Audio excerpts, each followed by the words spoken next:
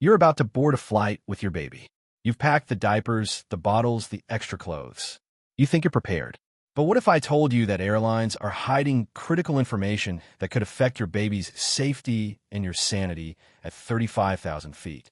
Today, we're exposing the dark truths about flying with babies that the aviation industry desperately wants to keep quiet. From hidden health risks to secret policies that put infants in danger, we're pulling back the curtain on an industry that profits from your ignorance. Some of these revelations are so disturbing that airlines have spent millions ensuring parents never discover them. Flight attendants know, pilots know, but they're not allowed to tell you. This isn't about packing tips or diaper bag hacks.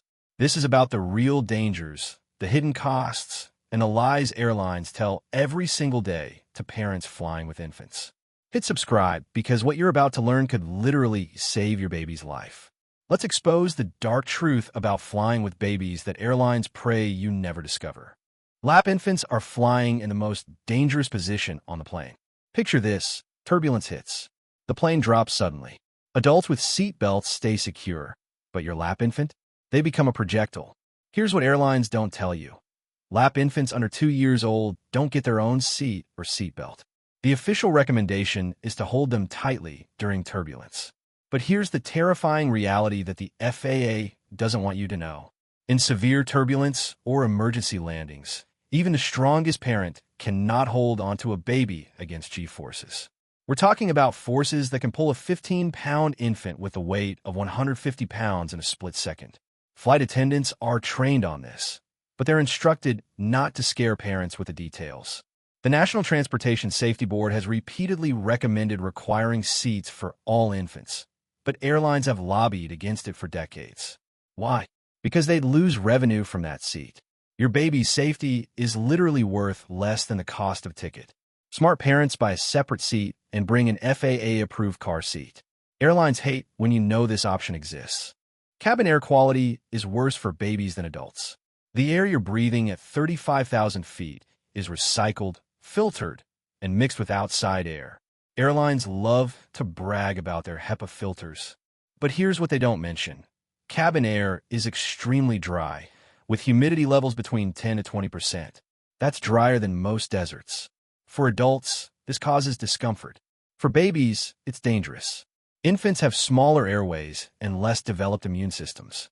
The combination of dry air, recycled germs, and cabin pressure changes can cause respiratory distress that parents mistake for normal fussiness. Studies show that babies are significantly more susceptible to airborne viruses in airplane cabins. That cold your baby caught after flying probably picked up from recirculated air that's been breathed by 200 other passengers. Airlines know this. They've known for years. But warning parents would mean acknowledging that flying with infants carries health risks they can't control, and that would hurt ticket sales. The solution? Nasal saline drops and constant hydration.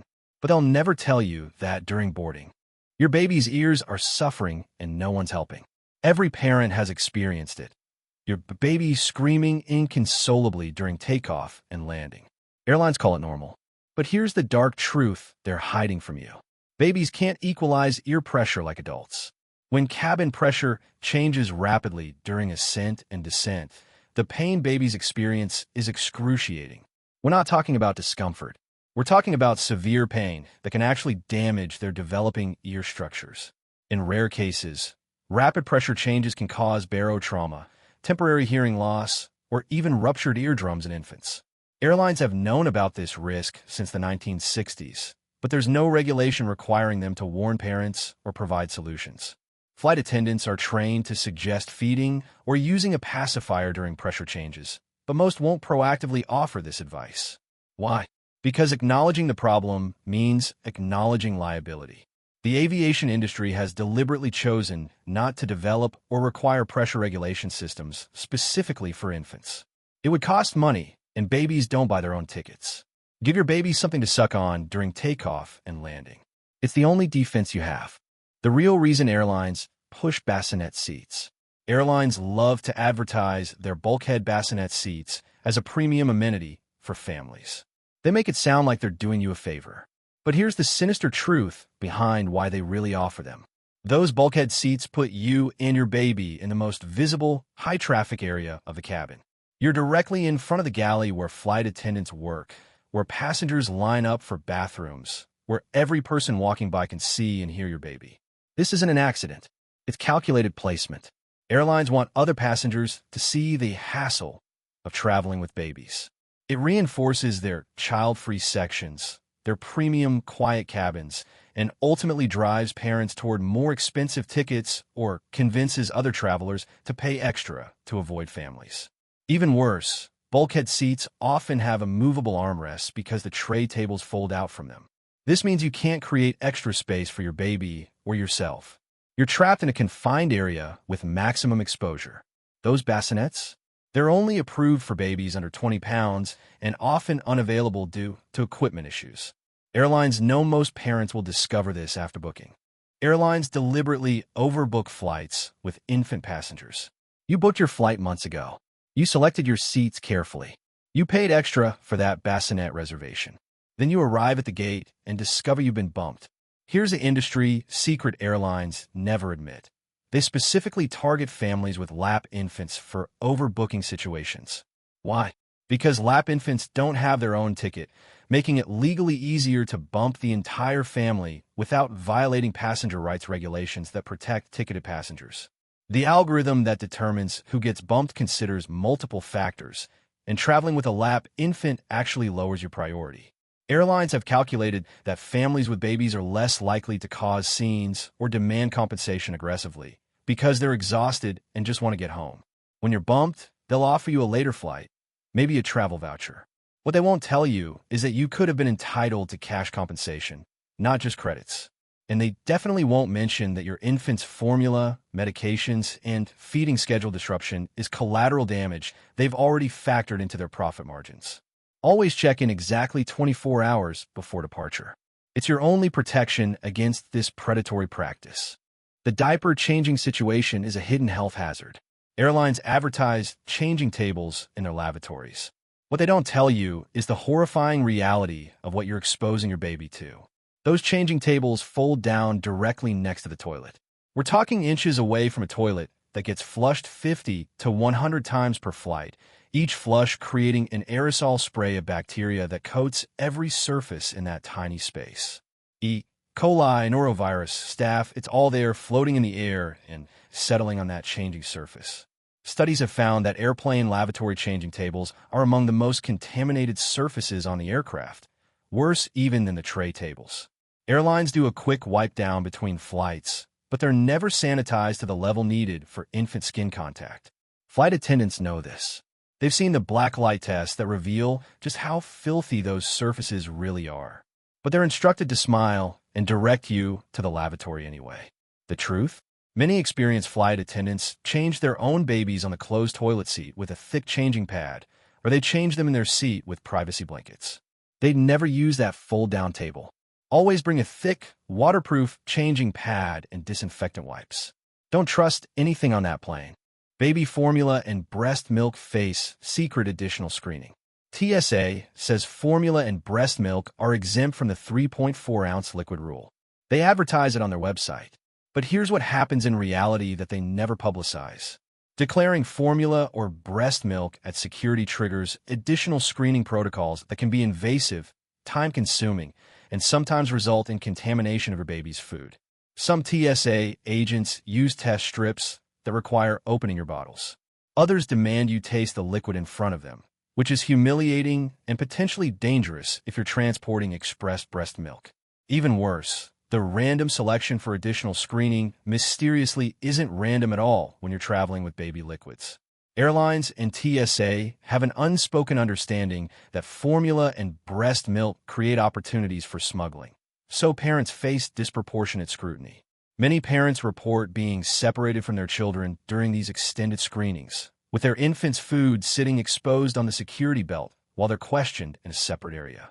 The system is designed to make traveling with babies so difficult that you'll think twice about flying. Pack extra formula in checked luggage, and carry only what you need for the flight plus 2 emergency bottles. Airlines secretly penalize you for flying with babies. You think airlines would make flying with babies easier. Instead, they've built an entire system of hidden penalties designed to extract more money from desperate parents. Want to board early? Most airlines now charge for family boarding or restrict it to premium ticket holders. Need extra baggage for baby gear? That'll cost you extra, even though you're traveling with an infant who requires specialized equipment for survival. The darkest part? Airlines have internal policies limiting the number of infants per flight section for safety reasons, but this creates artificial scarcity that drives parents toward business class or forces them to book separate flights. It's a manufactured problem designed to increase revenue. Gate agents have discretion to deny boarding if they determine your baby might be disruptive, a subjective standard that disproportionately affects families. There's no formal appeal process, and you've just lost hundreds of dollars in non-refundable tickets.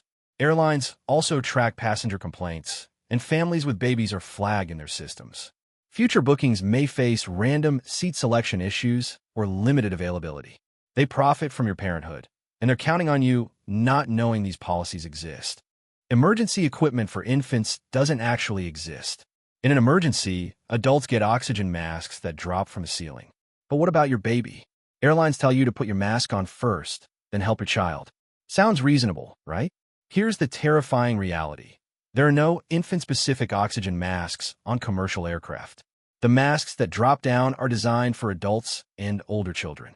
For a baby, you're supposed to hold the mask near their face and hope enough oxygen reaches them. In a depressurization event, you have approximately 15 to 20 seconds of useful consciousness before hypoxia sets in.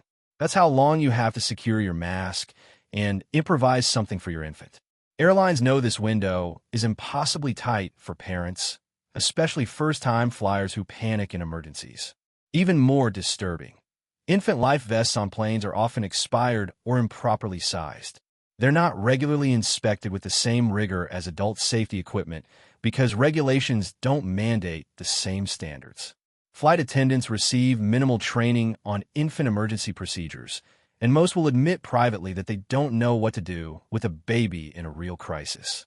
Your baby is flying with equipment designed decades ago when infant air travel was rare. The industry hasn't updated because it would require admitting the current system is inadequate. Airlines lobby against regulations that would protect your baby. Here's the most disturbing truth of all. Every dangerous condition we've discussed could be fixed with regulations. But airlines spend millions every year lobbying against infant safety improvements. The FAA has proposed requiring seats for all infants multiple times over the past 30 years. Airlines have successfully blocked it every single time, arguing it would reduce airline revenue and make flying less accessible for families. The real reason? They'd rather risk infant injuries than lose income from lap infant fees and seat sales. They've also fought against mandatory humidity controls, stricter cleaning protocols for infant contact surfaces, and improved emergency equipment for babies. Each regulation that fails to pass represents another year of profits prioritized over infant safety. The most cynical part? Airlines fund studies that downplay infant flight risks while suppressing research that shows the real dangers. They control the narrative through industry groups and lobbying organizations that sound independent but exist solely to protect airline interests. Congress knows. The FAA knows. Airlines know. But nothing changes because the airline industry is one of the most powerful lobbying forces in Washington. Your baby's safety is a calculated business decision, and they've decided the risk is worth the profit. There you have it, 10 dark truths about flying with babies that the airline industry has fought for decades to keep hidden from parents. From the dangerous position of lap infants to the lobbying efforts that block safety regulations, airlines have built an entire system that prioritizes profits over your baby's well-being. They've known about these risks, these dangers, these inadequate protections for years, and they've chosen silence over solutions. The aviation industry is banking on your ignorance. They're counting on you not asking questions, not demanding better, not sharing this information with other parents. Which truth shocked you most? Drop a comment below and tell us your worst experience flying with a baby. And if this video opened your eyes, share it with every parent you know. They deserve to know what they're really signing up for when they book that family vacation. Safe travels, and remember, Knowledge is your only defense against an industry that sees your baby as nothing more than a line item on a profit statement.